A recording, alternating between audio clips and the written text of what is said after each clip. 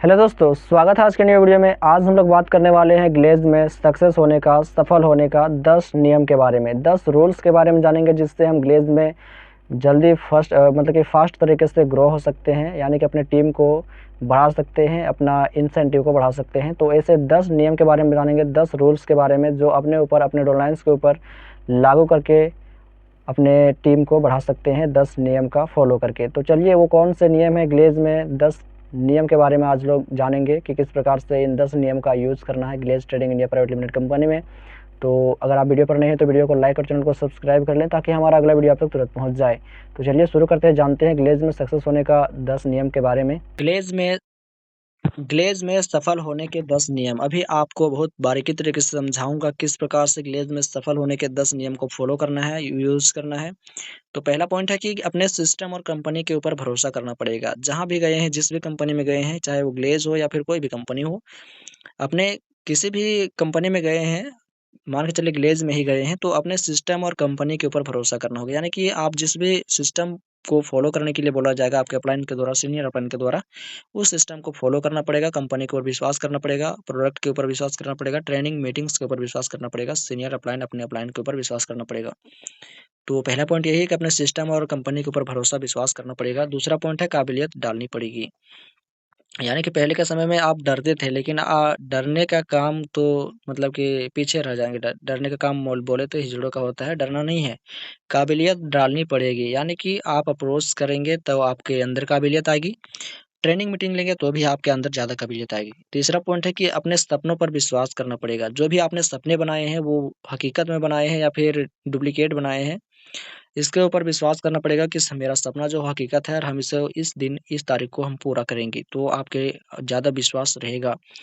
तो अपने सपनों पर विश्वास करना पड़ेगा। चौथा पॉइंट है कि अपना माहौल खुद बनाना पड़ेगा। जितने सारे आपके डोनार्स आते हैं, गेस्ट आते हैं, तो वो जो है अपने माहौल और अपन अपने माहौल में रहना चाहते हैं, लेकिन आप जो हैं खुद के माहौल में ढालना पड़ेगा उसको, अपना माहौल खुद बनाना पड़ेगा। अपने जिस मतलब कि डायरेक्ट सेलिंग कंपनी में गए हैं, ग्लेज़ या फिर कोई भी, वहाँ पर अपने माहौल जो होते हैं, वो उसको उसी माहौल में ढालना चाहिए जो आपका गेस्ट नया गया है। पाँचवाँ पॉइंट है आगे बढ़कर काम करना पड़ेगा। यानी कि बहुत सारे अभी के समय में डायरेक्ट सेलिंग कंपनियों में ग्लेज़ नंबर 1 के मतलब के रास्ते में है।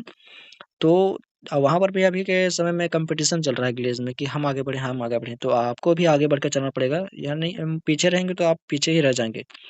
आगे बढ़ के काम करेंगे तो आपको साथ लेकर भी आगे बढ़ाया जा सकता है। तो हमेशा ग्लेज़ में आगे बढ़कर काम करना पड़ेगा। छठा है कि ज़िम्मेदारी लेनी पड़ेगी। यानी कि जिस प्रकार से आपके माता-पिता आपको ज़िम्मेदारियाँ लिए, आपको लालन-पालन किए, उसी प्रकार से आपका गेस्ट आता है तो आपको उनकी ज़िम्मेदारी लेनी पड़ेगी, कब खा रहा है, किधर जा रहा है, कहाँ सो रहा है। तो ज़िम्मेदारी लेनी पड़ेगी आपको डायरेक्ट सेलिंग में मतलब कि ग्लेज़ में कामयाब होने के लिए। सातवाँ पॉइंट है कि परिवर्तन करना पड़ेगा। आप जैसे रहते थे पहले, जैसे कि जीन्स पहनते थे या फिर इधर-उधर लुंगी-वुंगी पर, गंजी-वंजी पर रह लेते थे, लेकिन आज से आपका जो परिवर्तन है, बदलाव है, चेंज कर लेना चाहिए।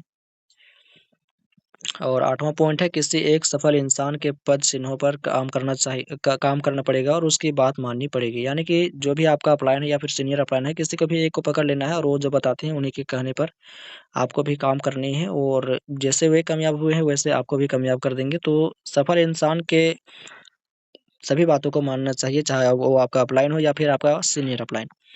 9वां पॉइंट है कि विरोध सहना पड़ेगा। यानी कि आपका जो रिजेक्शन आता है आपके घर परिवार से, तो उन सारे उलझनों को, उन सारे विरोध को, उन सारे रिजेक्शन को आपको छोड़ना पड़ेगा, सहना पड़ेगा, तभी आप एक सफल इंसान बन सकते हैं।